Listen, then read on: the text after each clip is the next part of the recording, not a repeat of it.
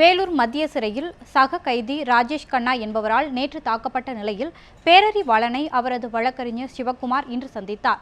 இதுகுறித்து அவருடன் நமது செய்தியாளர் ஜான் பிரிட்டோ நடத்திய கலந்துரையாடலை தற்போது பார்க்கலாம். நேற்றைய தினம் முன்னாள் பாரத பிரதமர் ராஜீவ்காந்தி கொலை வழக்கில் கைதாகி வேலூர் மத்திய சிறைச்சாலையில் உள்ள பேரறிவாளன் சக கைதி ராஜேஷ் கண்ணா என்பவரால் தாக்கப்பட்டார். இந்த தாக்குதல் சம்பவத்தில் பேரறிவாளனுக்கு தலையில் பலத்த காயம் ஏற்பட்டுள்ளது. தற்பொழுது பேரறிவாளனை அவரது வழக்கறிஞர் சிவக்குமார் மற்றும் வழக்கறிஞர் குழுவினர் தற்போது சந்தித்து வந்திருக்கிறார்கள். தற்பொழுது இது குறித்து அவர்களை கேட்கலாம். சார் வணக்கம். நீங்கள் தற்பொழுது பேரறிவாளனை சந்திச்சுட்டு வந்திருக்கீங்க. தற்பொழுது அவருடைய உடல்நிலையில் எது மாதிரியான முன்னேற்றங்கள் ஏற்பட்டுள்ளது?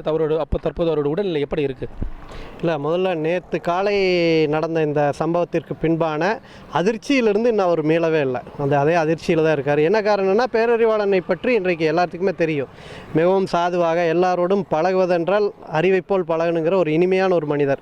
அவர் மீது தாக்குதல் நடத்தி இருக்கிறாரு இந்த ராஜேஷ் கண்ணா என்பவர். அதிலிருந்து அந்த அதிர்ச்சியிலிருந்து அவர் மீளவே இல்லை. மருத்துவர்கள் நாங்கள் உள்ளே இருக்கும்போது கூட மருத்துவர்கள் பரிசோதித்துட்ருக்காங்க. அவருக்கு காலில் பார்த்திங்கன்னா அவரோட ஒரு விரலில் ஃப்ராக்சர் ஆகிருக்கு. 2 கை 2 கால், தலையில் பார்த்திங்கன்னா நல்லாவே காயமாயிருக்கு அவருக்கு.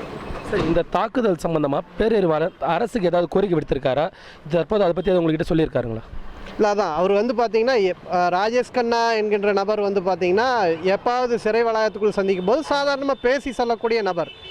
அப்படி இருக்கும்போது ஒரு இரும்பு ராட் எடுத்துகிட்டு தன் மீதான ஒரு கொலைவெறி தாக்குதல் நடத்துனதில் பார்த்திங்கன்னா அந்த அதிர்ச்சியை தாண்டி அவர் இன்றைக்கி முதல்வருக்கு வச்சிருக்கக்கூடிய ஒரு முக்கியமான கோரிக்கை, இது குறித்தான ஒரு புலன் விசாரணையை நிச்சயமாக மேற்கொள்ளணும். இதுக்கு பின்னணி ஏதாவது இருக்கா, இந்த தாக்குதலுக்கு பின்னாடி ராஜேஷ் கண்ணாவை தாண்டி செல்கிறதா என்கிறத கட்டாயமாக ஒரு விசாரணை நடத்தணும் அப்படிங்கிறதான் அண்ணன் பேரறிவாளனுடைய கோரிக்கையாக இருக்குது.